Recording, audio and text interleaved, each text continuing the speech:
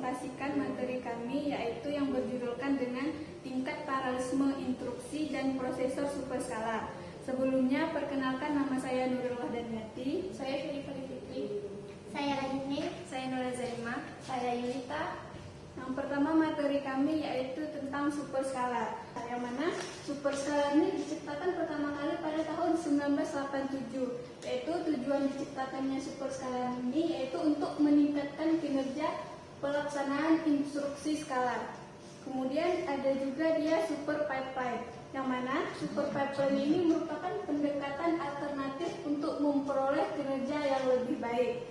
Perbedaan antara super pipeline dengan super scalar yaitu super scalar itu mengizinkan pengambilan instruksi secara paralel, maka pendekatan super pipeline itu lebih lambat daripada super scalar. Selanjutnya akan dijelaskan oleh Yulita. Baiklah, di sini ada yang namanya contrast atau kendala. Jadi untuk meningkatkan paralelisme tingkat instruksi, kita perlu memperhatikan keterbatasan dari paralelisme tersebut. Yaitu ada 5. Yang pertama, ketergantungan data yang sebenarnya, konflik sumber daya, ketergantungan output, dan anti-dependensi. Jadi anti-dependensi ini adalah saling ketergantungan. Dan selanjutnya ada yang namanya design issue. Design issue di sini terbagi menjadi 2. Yang pertama, paralelisme tingkat instruksi dan paralelisme mesin. Untuk paralelisme tingkat instruksi, dia adalah instruksi yang berurutan atau independen. Terus dia mempunyai eksekusi yang dapat di overlap. Overlap di sini artinya dapat ditumpang tindih. Selanjutnya ada tergantung oleh dependensi data dan prosedural. Sedangkan untuk paralelisme mesin, dia mempunyai kemampuan untuk mengambil keuntungan dari paralelisme tingkat instruksi dan dia tergantung oleh jumlah pipeline paralel. Selanjutnya akan dijelaskan oleh Nona Zarima. Masalah kebijakan instruksi. Masalah kebijakan instruksi ini berfungsi untuk merujuk pada protokol yang digunakan untuk mengeluarkan instruksi. Ada 3 jenis urutan penting dalam kebijakan instruksi. Yang pertama ialah urutan pengambilan instruksi, yang kedua urutan instruksi dilakukan, dan yang ketiga urutan instruksi memperbarui konten register dan memori.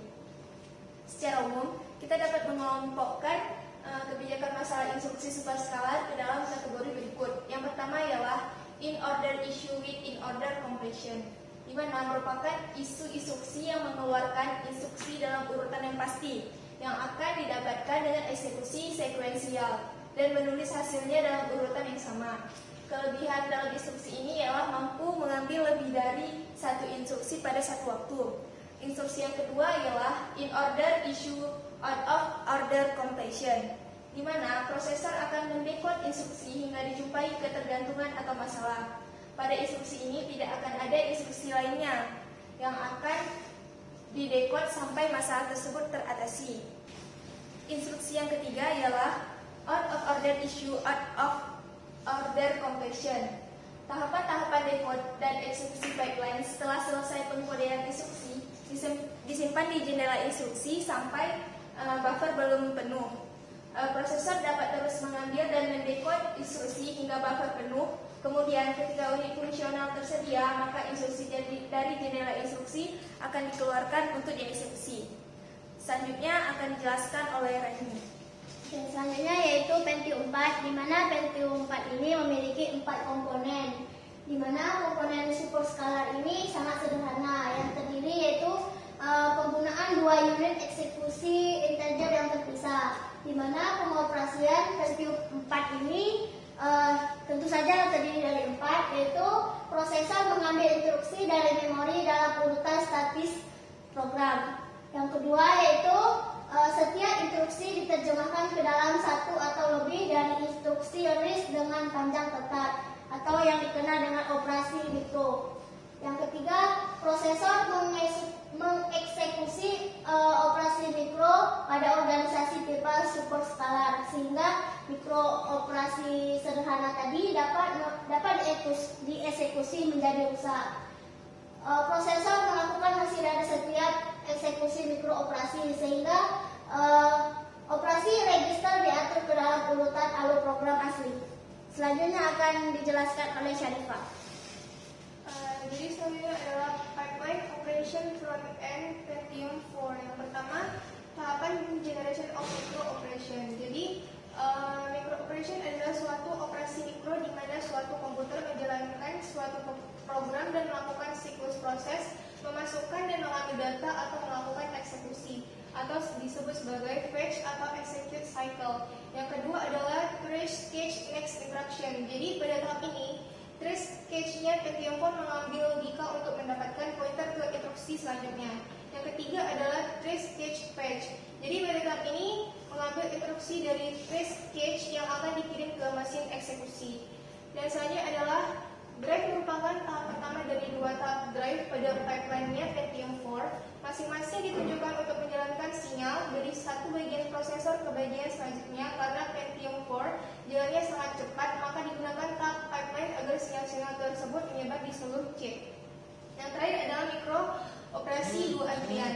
Jadi antrian operasi memori atau muatan dan penyimpanan, antrian untuk mikro operasi yang tidak melibatkan referensi memori, mikro OPS ditahan sampai ada ruang dalam penjagaan. Selanjutnya akan dijelaskan oleh Kaini. Oke, selanjutnya yaitu ARM Cortex A8. Prosesor aplikasi ARM adalah prosesor yang tertanam yang menjalankan sistem operasi yang kompleks untuk aplikasi nirkabel, konsumen, dan pencitraan. ARM Cortex ini memiliki 3 unit, yaitu yang pertama unit pengambilan instruksi, di mana memprediksikan aliran instruksi, mengambil instruksi dari chase instruksi yang pertama, dengan menempatkan instruksi yang diambil ke daftar buffer untuk konsumen oleh pipa decode. Unit pengambilan instruksi ini dapat mengambil sehingga 4 instruksi per siklus dan melewati tahapan-tahapan. Yang pertama tahapan F0, di mana F0 ini unit pembangkitan alamat, menghasilkan alamat virtual baru. F1-nya mengambil alamat yang dihitung, digunakan untuk mengambil instruksi dari instruksi L1 chase. Yang ketiga, F3 tadi ditempatkan ke dalam antrian instruksi. Yang selanjutnya akan dijelaskan oleh Yulita. Baiklah, yang kedua ada unit decode instruksi. Jadi pada unit decode instruksi ini terjadi instruksi pencegahan bahaya terhadap RAW, di mana pada RAW ini dengan struktur pipa ganda, yaitu pipe 0 dan pipe 1. Yang ketiga ada unit eksekusi integer. Jadi pada unit eksekusi integer ini terdapat unit pelaksanaan instruksi yang terdiri dari 2 unit logika aritmetika simetris dan saluran pipa generator alamat untuk memuat dan menyimpan instruksi serta memperbanyak instruksi. Selanjutnya akan dijelaskan oleh Syarifah. Jadi yang terakhir adalah SIMD dan floating point pipeline. Jadi semua instruksi SIMD dan floating point melewati pipa integer dan sedang diproses dalam pipa 10 tahap yang terpisah. Dalam unit ini disebut sebagai ARM Cortex A8 Neon dan floating point pipeline Neon unit. Menangani instruksi SIMD yang dikemas dan menyediakan 2 jenis floating point yang didukung.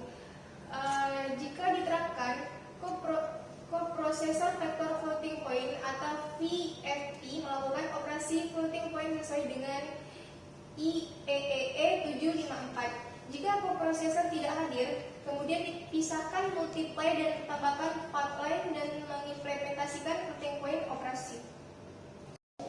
Demikian presentasi dari kami, lebih dan kurang kami mohon maaf. Kami akhiri dengan Assalamualaikum warahmatullahi wabarakatuh.